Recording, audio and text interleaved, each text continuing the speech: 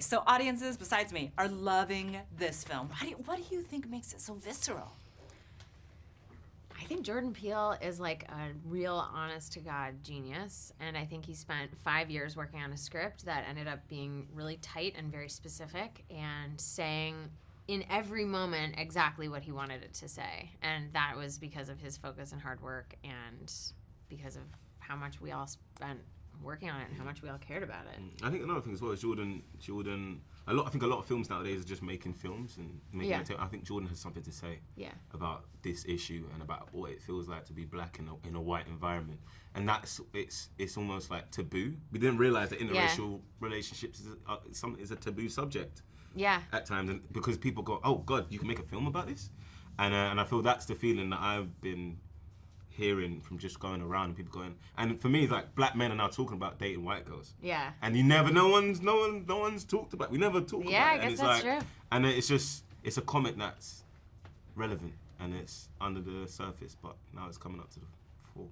Yeah, it was interesting talking to Jordan because he called this like a social thriller rather than just like, a thriller. And even though you have all of those scares in there, a lot of people are also saying it's such a fearless script. Can you talk about that a little bit more? Yeah, well, I think the script in and of itself tells a very complicated story really beautifully. There's a lot going on in it that doesn't reveal itself until you've seen the entire movie, and then also further reveals itself on second viewing, which is something I love about it, is that there's a lot you don't see the first time you see it. And you watch it again, and you're like, oh my gosh, it's all there. Everything is there now that I know what happens.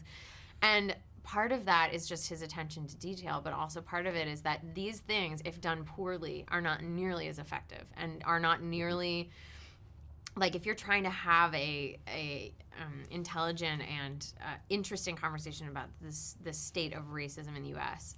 and in the world, and you kind of fudge it, like what a missed opportunity. And so I think Jordan knew that it had to be done really, really carefully, and I think he did it successfully. Yeah. And speaking about the film, I mean, don't you feel like this is such a communal experience? You have to see this with an audience, don't you? 100%. 100%. You've got to see it with an audience. Yeah, we used to talk about we want to see it in Harlem. Yeah, we want to go to Magic Johnson. We want to go to Magic Johnson and see it because it's just that kind of. Yeah.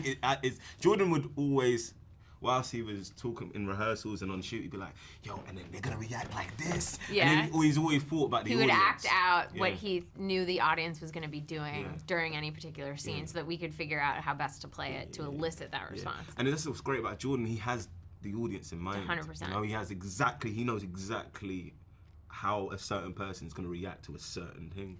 And that's what's amazing about it. He's doing it to serve and to entertain the people, you know? Yeah. And what I think this movie does so brilliantly is that it has the social commentary, it has like all the horror and stuff, but it's so funny. Yes. Don't you think? Yeah, it's so funny, man. Lil Rel. Little Rel's. I mean, he's a comedic genius. He just say stuff. I feel like he say stuff to make everyone laugh. He get to a point where he was just like kind of like, and you kind of go, he'll say stuff and go, I don't know where your brain is at. I know. And how you get to those points that you got to. He would be funny just like ordering a meal, though. Everything he says is funny. Okay, last question about the movie. I just have to know where your characters are at in the movie and what's going on.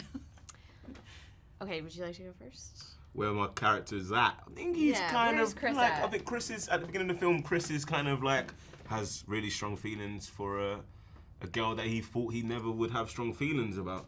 And he's quite daunted about meeting their parents. And the fact that she said that she's never dated a black guy before. So he's kind of like, oh, well, is this going to be a thing? Yeah. And so, because he cares so much about her. And I think Rose is like really excited about where this relationship is going, and she kind of feels like it might be the start of something very real. I mean, they've only been together for 5 months, but it feels very kind of invested.